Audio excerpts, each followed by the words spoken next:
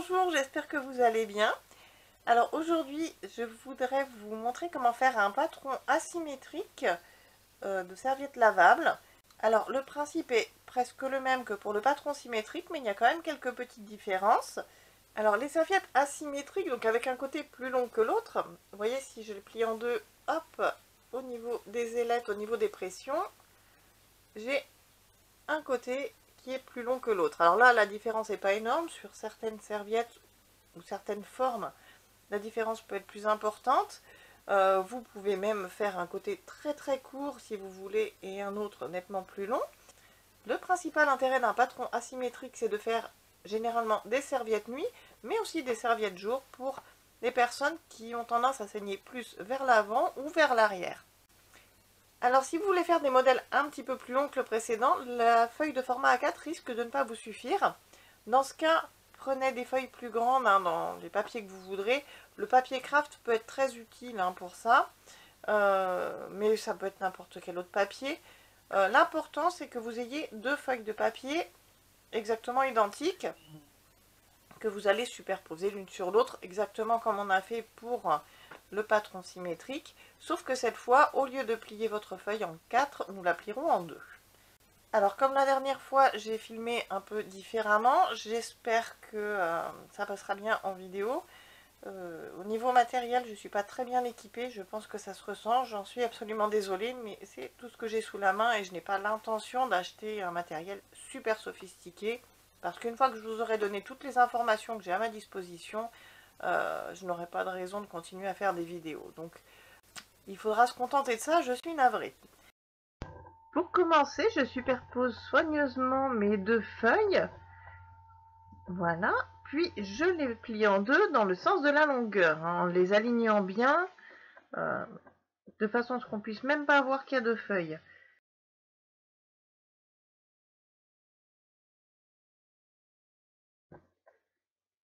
Alors cette fois encore, je commence par l'absorbant.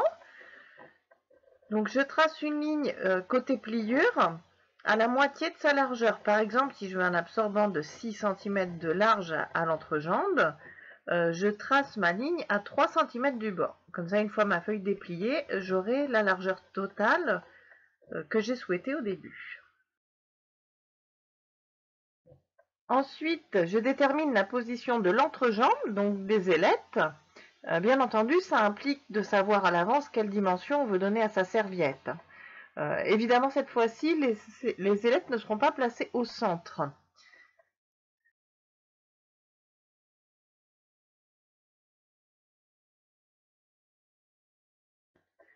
Puis je marque la longueur totale de mon absorbant aux extrémités en haut et en bas pour être sûr de rester dans les dimensions que j'ai prévues.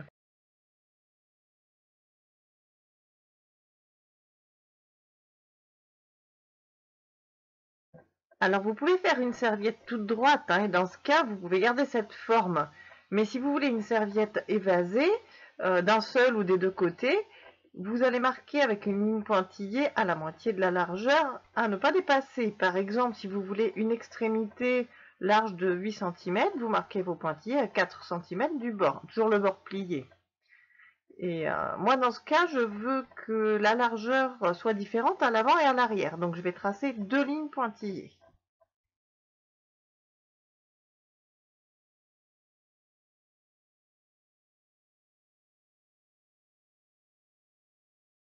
Donc, vous apercevez, malgré l'image, une ligne pointillée avec un écart et celle d'en bas qui est plus espacée encore. Ensuite, je marque la longueur totale de mes ailettes par la moitié, évidemment. Donc, dans ce cas précis, de bord à bord, je veux que ma serviette fasse 18 cm de large au niveau des ailettes. Donc, je trace un trait à 9 cm du bord, à l'endroit où je souhaite placer mes ailettes. Cette ligne sera l'emplacement d'une couture, donc je change de couleur. Puis avec ma troisième couleur, je trace un trait 1 cm plus loin pour ma marge de tissu. Donc ici, la ligne de couture est en rouge et celle de la marge en vert. Je ne sais pas si vous pouvez le voir.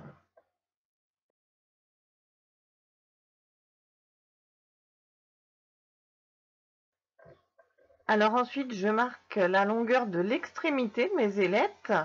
Mais si vous préférez faire des ailettes triangulaires ou arrondies, marquez plutôt le centre hein, pour pouvoir relier à ce niveau-là. Ce sera le point le plus éloigné de votre absorbant finalement.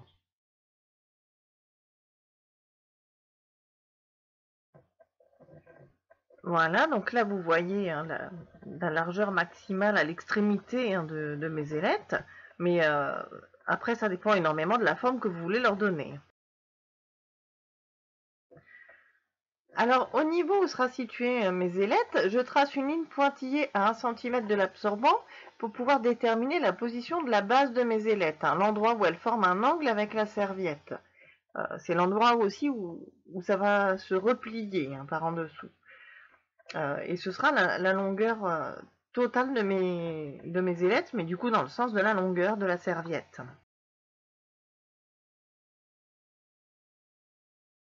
Je relie les points et j'ai mon ailette en essayant de la faire symétrique si possible. Alors c'est pas très joli ce que j'ai fait, hein, mais bon, vous comprenez le principe. Alors je reviens à mon absorbant pour dessiner sa forme à l'avant et à l'arrière. Bien entendu, vous lui donnerez la forme de votre choix, il n'aura pas à ressembler à celui que je suis en train de faire, hein, évidemment.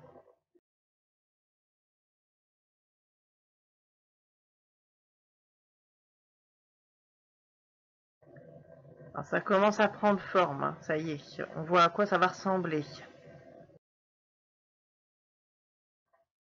Et comme pour le patron symétrique, je trace une ligne à 1 cm dans mon absorbant qui sera une ligne de couture et qui donnera la forme de la serviette. Alors je commence par la tracer en pointillé parce que je suis incapable de rester à 1 cm d'une ligne comme ça à main levée, ça c'est moi.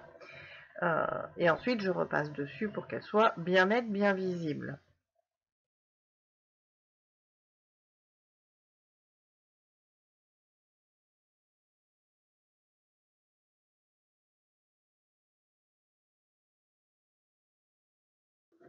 Donc voilà ce que ça donne pour l'instant, si vous arrivez à le voir.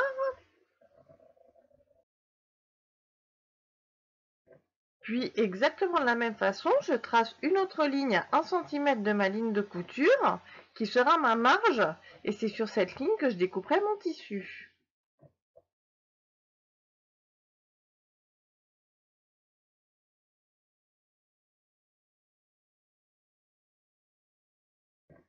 Et voilà, tous mes traits sont tracés.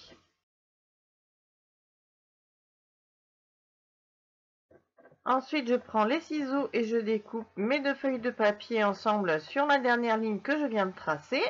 Et cette fois, j'ai réussi à ne pas dépasser de ma feuille.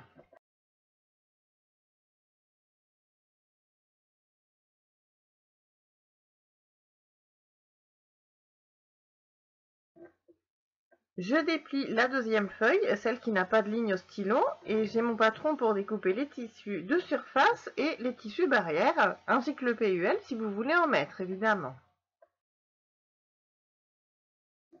Je reprends ma première feuille bien pliée, et cette fois-ci, je découpe sur la ligne de l'absorbant, donc la ligne violette ici, pour obtenir le patron de mes tissus absorbants.